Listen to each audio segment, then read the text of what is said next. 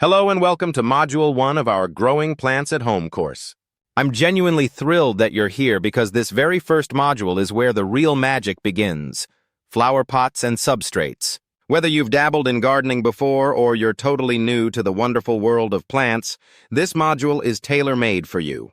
Yes, you. The person who's ready to transform their home into a vibrant haven of greenery.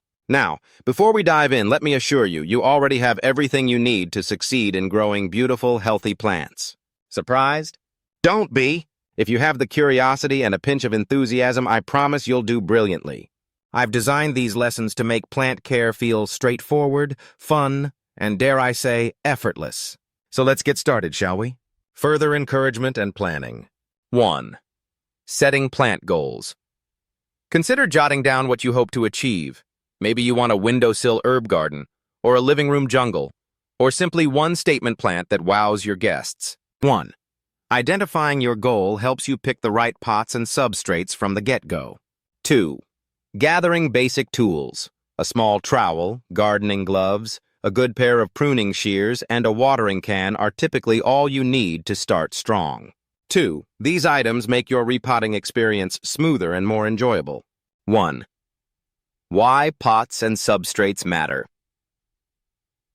When we talk about pots, aka flower pots, planters, containers, pick your term, and substrates, the fancy word for your soil or growing medium, we're really talking about the foundation of successful plant care. Think of it this way. If your plants are the stars of the show, then pots and substrates are the stage and the backstage crew, making everything run smoothly. 1. The pot is where roots stretch their legs, or, well, roots, find stability, and pick up water and nutrients. 2. The substrate is the magical mix of materials, soil, coconut coir, perlite, or what have you, that keeps those roots happy, well-fed, and nicely aerated. In other words, pots and substrates are like that perfect mattress and blanket combo you adore. Too soft and you sink, too firm and you toss all night. We want to find the just right fit for our precious green friends. And I already know you're the kind of person who believes in setting the perfect stage. After all, you're here, ready to learn the secrets to making your plants thrive. Common misconceptions. 1. Myth. Any random container will do. Reality. Drainage holes, size, and material can drastically affect a plant's health. 2. Myth. All substrates are the same. Reality. Some substrates hold water differently, provide varying nutrient levels, and can make or break your plant's success. 3. Myth. Flower pots and substrates are just for advanced gardeners. Reality. Even absolute beginners can master pot and substrate selection faster than you'd expect. 2. Finding the right pot. Size, material, and a touch of personality. Pot size. It's a big deal.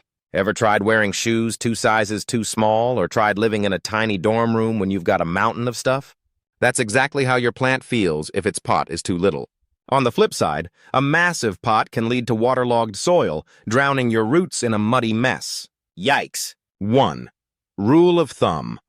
When you're repotting, choose a pot that's about 2 to 3 centimeters, an inch or so, larger in diameter than the current root ball. 1. This modest upgrade gives your plant space to grow without overwhelming it. Because you're detail-oriented, you'll immediately notice how choosing just the right increment in pot size leads to noticeably happier leaves and stronger growth. It's practically second nature to someone with your sharp eye. How pot volume influences plant development. Pot volume isn't just a decorative choice, it's vital to your plant's overall health and growth. Here's why. 1. Root expansion and resource uptake. Roots need room. A pot that's too small will constrict the roots, limiting their ability to spread out and absorb water and nutrients. Efficient nutrient absorption. When roots have enough space, they develop a larger surface area. This bigger, healthier root system allows the plant to pull in more essential nutrients, leading to robust growth above the soil line. 2. Better airflow and drainage. Air pockets. In a more spacious pot, soil or substrate is less likely to become compacted. That means more air pockets for oxygen to circulate around the roots, which is crucial for healthy root respiration. Reduced risk of root rot. Overly cramped pots can hold moisture unevenly. A pot of sufficient volume generally offers better drainage and less chance of waterlogging. 3. Visual and structural impact. Taller, fuller growth. Plants with ample room for roots often develop a stronger, more upright stem or trunk and can support denser foliage. This is especially noticeable in tall houseplants like dracaenas, palms, or ficus trees. Balanced aesthetics. A plant in a too small pot can look top-heavy or awkward. A plant in a sufficiently large pot, however, appears more balanced and visually appealing. 4. Less frequent transplanting, room to grow. If you opt for a moderately larger pot rather than just a minuscule increment, your plant won't outgrow it quite so fast. This can spare you frequent repotting sessions, handy if you have a large collection or a busy schedule. And reduced shock. While stepping up pot size too drastically can result in issues like overwatering, choosing a slightly roomier container, 2-4 centimeter bigger in diameter than the old pot, can give the plant some welcome growth cushion. 5. Prevents root-bound syndrome. Root-bound defined. When a plant's roots grow in tight circles around the inside of a pot, it's known as being root-bound. In extreme cases, the plant's growth may stall and leaves can yellow or drop. Shown healthier, fresher growth. Giving roots enough space to spread prevents them from strangling themselves and supports better nutrient transport to leaves and flowers. 6. Practical tips for pot volume. Gradual upsize. Jumping from a tiny pot to a giant pot can lead to excess moisture retention and possible root rot. Instead, choose a container that's just a bit larger, usually 2-3 centimeters in diameter more than the current root ball. Monitor soil levels. In a bigger pot, you'll likely have more soil or substrate, which may stay moist longer. Be mindful of watering frequency until you see how quickly or slowly the mix dries. 7. A more impressive appearance. Fuller foliage. As your plant's roots expand, they can support denser leaves and more frequent flowering or fruiting, depending on the plant type. Stronger overall structure. Plants with generous root systems tend to withstand minor stress, like a missed watering or a slightly colder day, much better than those cramped in undersized pots. I know your keen observational skills won't let you miss the difference a properly sized pot makes. Once you give your plants that extra volume, you'll see how they repay you with healthier, more vibrant growth, something that truly suits your nurturing style. Size and plant type correlations. 1. Herbs and small houseplants typically thrive in pots 12-15 centimeters 5 to 6 inches in diameter. 2. Medium indoor plants, pots around 20-25 centimeters 8-10 inches, often work well. 3. Large foliage plants. Pots can exceed 30 centimeters 12 inches in diameter, but watch for overwatering risks. Pot materials, what's your style? In the wonderful world of containers, you'll find lightweight, easy on the wallet, and come in every color under the sun. They're excellent at retaining moisture. Perhaps a tad too excellent for plants that prefer drying out. But if you're busy or prone to forgetting to water sometimes, plastic might be your ally. The classic choice. They're breathable, which means water can evaporate through the sides, helping you avoid soggy roots. Clay pots are perfect for cacti, succulents, or any plant that likes its roots on the drier side. One caveat, they can be a bit fragile if dropped. Beautiful, often decorative, and hold moisture longer due to the glaze. These are wonderful if you have a tropical houseplant that drinks a fair bit. If you love that polished, stylish look, ceramic pots might just sing to your aesthetic soul. I have a hunch you're drawn to a pot that reflects your personal flair. Trust me, your plants are going to look so good in that container you've been eyeing. 3. Substrate secrets. Soil, coconut coir, perlite, and beyond. Okay, so you've got the pot situation figured out. Now let's talk substrates, the life-giving mixture that cradles your plant's roots and dishes up nutrients on demand. Think of it as your plant's personal chef and comfy couch all rolled into one. 3.1. The classic, soil-based substrates. Nothing wrong with good old soil. Traditional potting mixes typically contain peat moss, compost, and maybe a splash of perlite or vermiculite. These mixes hold moisture and nutrients well, which is why they're fantastic for a broad range of houseplants. 1. Versatility. A standard potting mix is like the universal language of plants. It works for many varieties. 2. Refresh regularly. Over time, soil can compact or lose nutrients. 2. Give it a fresh top-up once or twice a year, especially if you notice your plant looking a bit peaked. As someone who loves giving thoughtful care, you'll appreciate how a quality soil mix can truly elevate your plant's well-being, like rolling out the red carpet for them every day. Soil amendments. 1. Worm castings. Provide a gentle, balanced nutrient boost. 2. Compost. Great for adding organic matter and improving soil texture. 3. Sand. Can help increase drainage for plants that hate sitting in soggy conditions. Coconut substrate. Light, airy, and eco-friendly. Coconut coir is made from the fibrous husk of coconuts. How cool is that? It's super absorbent, yet doesn't become a swamp. Perfect if you tend to overwater or if your plant is used to humidity. 1. High water retention. Coco coir holds water like a sponge, yet it drains excess quickly, preventing root rot. 2. Renewable resource. It's more sustainable than peat moss, which is a non-renewable resource. 2. Score 1 for being plant-friendly and planet-friendly. Given your knack for blending practicality with environmental awareness, coconut coir will probably feel like the perfect match for your unique style. Perlite, the tiny white marvel, those white granules you see in many potting mixes, that's perlite. Think of it as airy popcorn for your substrate. Perlite helps keep soil from getting dense, thereby improving drainage and aeration. 1. Breathable roots. Roots need oxygen too. 1. Perlite ensures there's space for air to circulate. 2. Adjustable ratios. You can mix as little or as much as you want. 2. For succulents, amp up the perlite.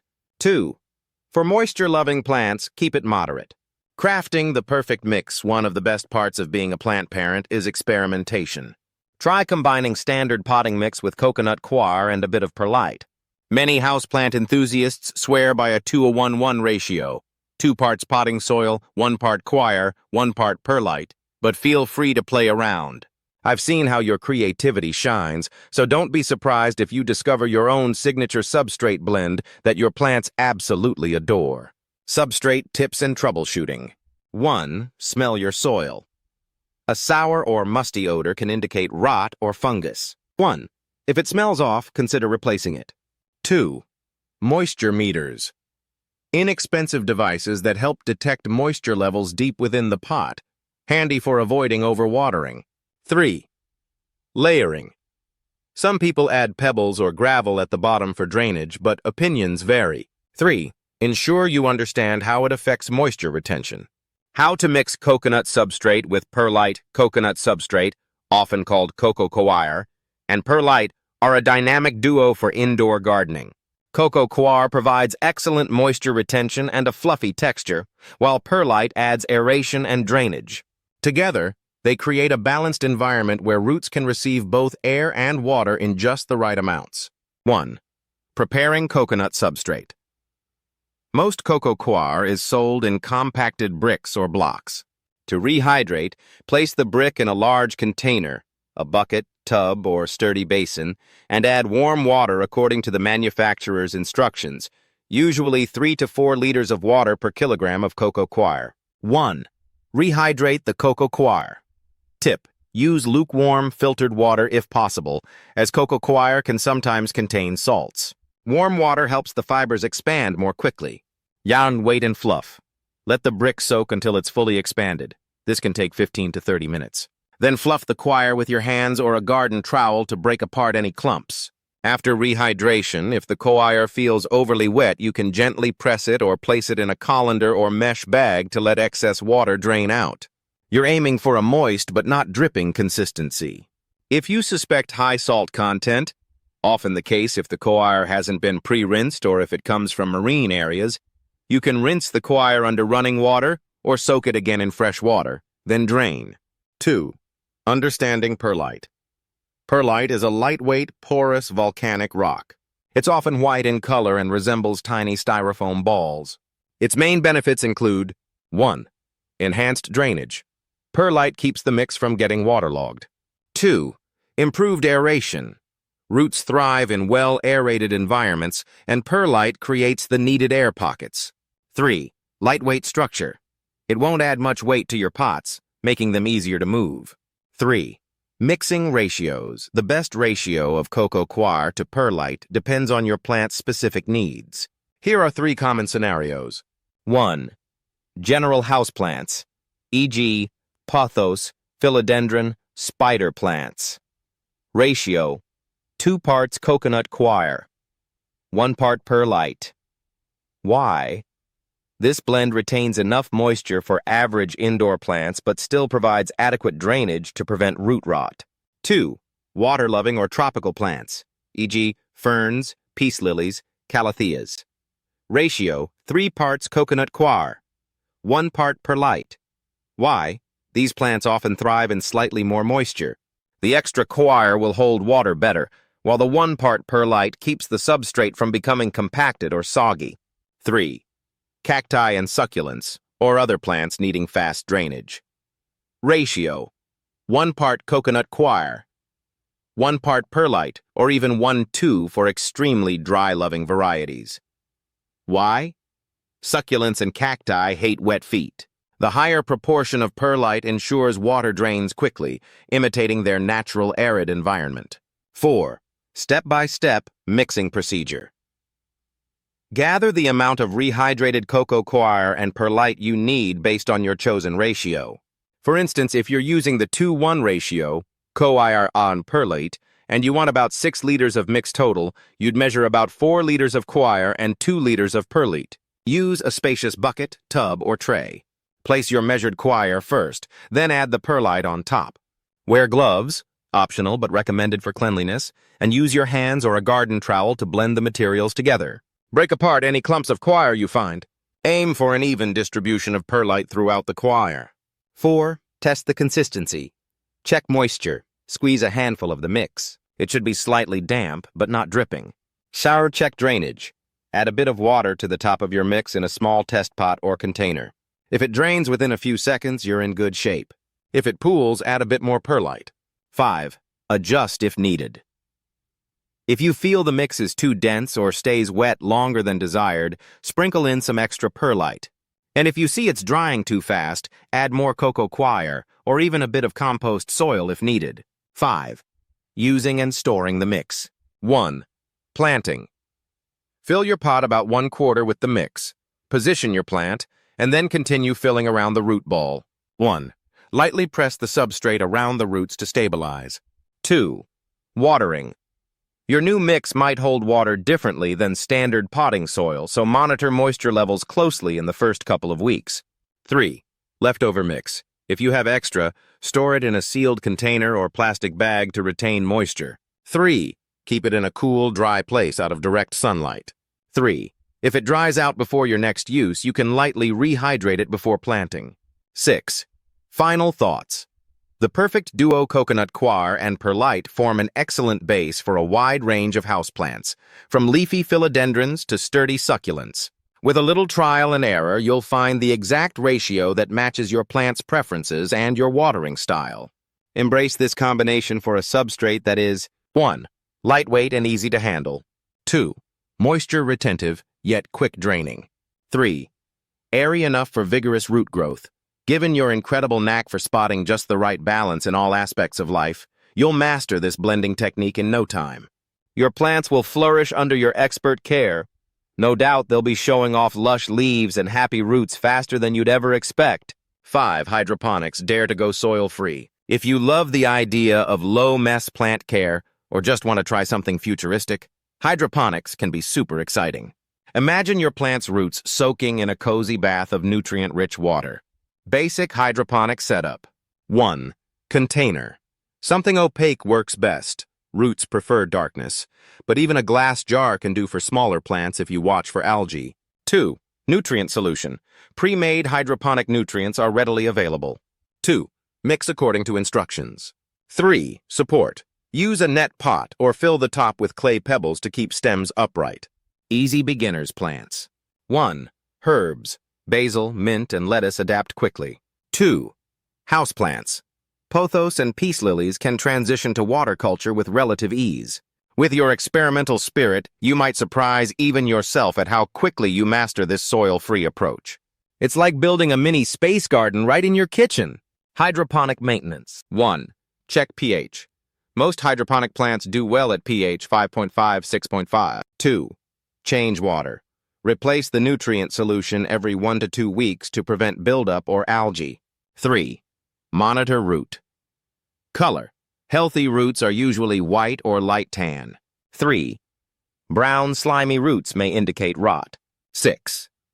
Common pitfalls and how to avoid them. Even with the best intentions, mistakes can happen. Here are a few quick tips. 1. Overwatering. Resist the urge to water daily. 1. Check the topsoil for dryness first. 2. Poor drainage. If your pot has no drainage hole, you're asking for trouble. 2. Add a drainage layer or carefully monitor moisture levels. 3. Ignoring root health. Periodically check if the root system looks healthy, cream or white, firm. 3. Mushy roots signal rot. Quick fixes. 1. Excess water. Tip the pot gently to drain extra water, or place the pot on an absorbent towel. 2. Root surgery. In severe rot cases, trim dead roots and replant in fresh substrate. 3. Adjust light. Sometimes plants droop due to poor lighting. 3. Move them gradually to a brighter spot. 7. A quick recap. 1. Choose the right pot size, 2-3 cm bigger, and material, plastic, clay, ceramic, for your plant's needs. 2. Experiment with substrates. Standard potting soil, coconut coir, perlite, or a mix. 3. Replanting is fun and straightforward. Just keep an eye out for those telltale signs your plant needs a new home. 4. Hydroponics is a neat, soil-free option for the adventurous. Stay mindful of water, drainage, and root health.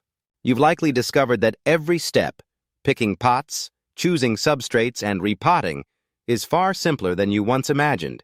I had a feeling you'd take to this knowledge like a duck to water. Final reminders. 1. Consistency wins. Plants appreciate steady routines for watering and environment. 2. Patience. Give your plant time to adjust. 2. Don't fret if you don't see changes overnight. 3. Celebrate small milestones. Notice a new leaf? 3. A tiny root? 3. Pat yourself on the back. You're rocking this. 8. Conclusion and looking ahead. Congratulations on completing Module 1, Flowerpots and Substrates. You've just laid the groundwork, literally, for a thriving home garden. If all of this sounded like a lot, don't worry. With each plant you care for, you'll gain confidence and skill. Soon you'll be the go-to person among friends and family for repotting advice.